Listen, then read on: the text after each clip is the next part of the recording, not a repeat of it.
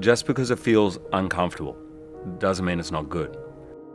I think so often, not only on film, but in life, we so want to feel comfortable, but that doesn't always bring the best results. If I look back, I think some of my more successful things, in my point of view, have been the things I've been most nervous about and probably most unsure when I began. There's something about jumping off that cliff, which means you end up going for broke and probably end up taking a few more risks, if you know what I mean. Where you want to get to in life is never as important as the way you want to live your life. You suffer from a bit of anxiety when you're in front of the camera, but that you name your confident personality Frank, Yeah, oh my God. and your anxious personality Charles. What happened to me in film was it was random. It would appear sometimes, and that was something I'd never encountered. I understand if you're scared of heights, you're always scared of heights, but some days I'd be fine, and then some days I would just get nervous and then it'd get in my head. So I don't know if you guys know Anthony Robbins, you know, the motivational dude, yeah. Yeah, I mean, he does motivate. He's not really a motivational guy, actually. He's really quite brilliant in breaking down how we think, the patterns of behavior we have. And so I met him, we were mates. I never went to one of his workshops. We were just friends.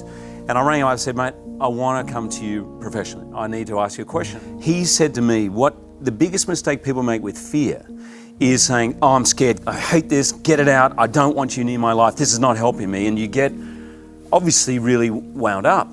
So he said, you've got to remember the times where you feel confident, name that character that feels scared, and as you're walking on a set, realize that the fear is good, that it got you where you are, that it makes you work. The fear sometimes actually goes, oh, I better work really hard on this film. So he said, that fear, embrace it, work really hard, and then on that day when you walk on set, Charles, thanks, but I don't need you right now. And then be frank. When the things most matter, you so desperately don't want to destroy it for being scared that you can really destroy it. Sure.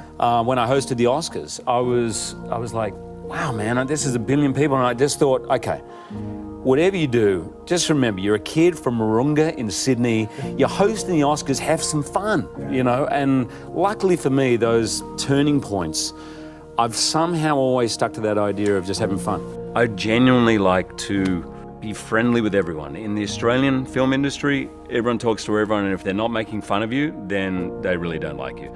So there's a problem. And I also, when I first went to America, I noticed there was an unspoken, and it's not, people tell stories of don't look this actor in the eye and all that. I've never heard that before, but there is a slightly unwritten rule of leave the actor alone, let them do their thing.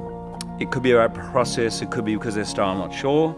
And I always try, literally on the first day, to break that down because I feel self-conscious in that environment. I'd much prefer a grip, making fun of me than calling me Mr. Jackman and then saying nothing until they say, thank you, it's been great working with you. You know, I much prefer to feel we're in it together. Because I didn't come into this business, my first job was 26, I did not come in fully formed. I always feel that I'm a work in progress, and there is absolutely, I promise you, no way I would be standing on this stage with this extraordinary honor if it wasn't for the many, many people. And I know it's easy, and you hear people all the time thanking their team, their agents, and it always feels like perfunctory. Well, when I came to Hollywood, I was about 30 years old. I wasn't a kid. I felt I understood people a little bit. I had no idea, really. I met 1,000 people.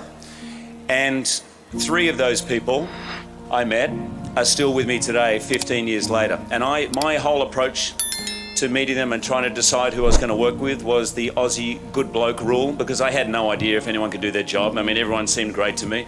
So I just applied, if they seem like a good bloke, if they seem like they're true to the word, if they seem like they're genuine, then I'm going to go with it. Raising 5 children alone, there must have been some system of organization. Now I find it hard to believe how well organized it was. It was chores written up, we had chore sheets. So 5 kids, 5 work days to the week. The weekends were a little different, but so once a week your job would be the dishwasher. Once a week would be dinner, so you cook dinner. Once a week would be the lunches. Once a week would be the washing. Monday nights would be the communal clearing of the clean washing on the table. Saturday mornings we had chores. Sundays was always Dad observed the Sabbath, so we had to go to Sunday school, and then we had Sunday lunch. It was very, very organised. And from age 8, I was doing my own washing, ironing my own clothes. I mean, I'm sure there's other kids who did it, but to me it was normal. To this day, if someone cooks for me, I automatically get up to clean, because if you cook, you don't clean. If you clean, you don't cook. And all these things that I learned from my dad, and it was just survival for him. You know, he had 5 kids and a full-time job. Everyone had to pitch in and do something. He had 5 kids, a full-time job, and he traveled. Yeah, he traveled. I think I started acting to try and work myself out. I don't think I ever thought about becoming an actor. I stumbled into an acting class, and I remember thinking, hey, everyone should do this. This is kind of the breathing, the learning to just let go of yourself, have fun, learning to trust your instincts and not be afraid of what other people think about that. These are tools for life. I probably thought that was going to be the end of it. This is like a good self-help class, you know. And I was probably 26 before I got my first job. So it took me a while. I was a slow learner. Well, in general, when I was younger, everything, if I can be critical of myself, just mattered too much. I mean, not just acting.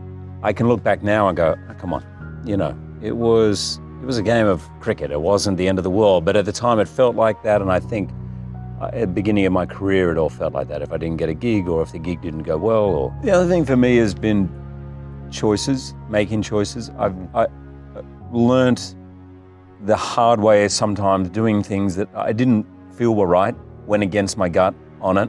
That's hard, and I really try to avoid that now. Even and actually, failure, if you really believe in it, when you say yes, is fine. I'm with you. If you know why you did things, Right. and you're kind of pure and you're in that, you can live whatever the outcome is. Yeah. Because you can't control everything.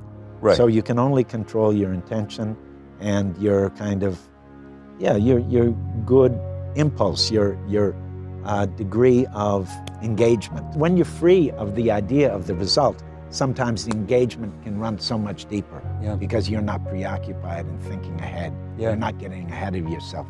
You're doing this for this. It's a surreal experience. I'm a kid from a suburb called Wahroonga in the northern suburbs of Sydney. I have so many people to thank. I am incredibly, incredibly grateful. You've believed in me when I couldn't. You've loved me with a passion and a depth that I didn't even know existed, and I don't think I even felt that I deserved. You have pushed and encouraged me when I was scared to venture out. You have smiled me into smiling. You have sung me into singing. You have loved me into loving. And like everything I do in my life, I share this with you. I love you. Thank you all.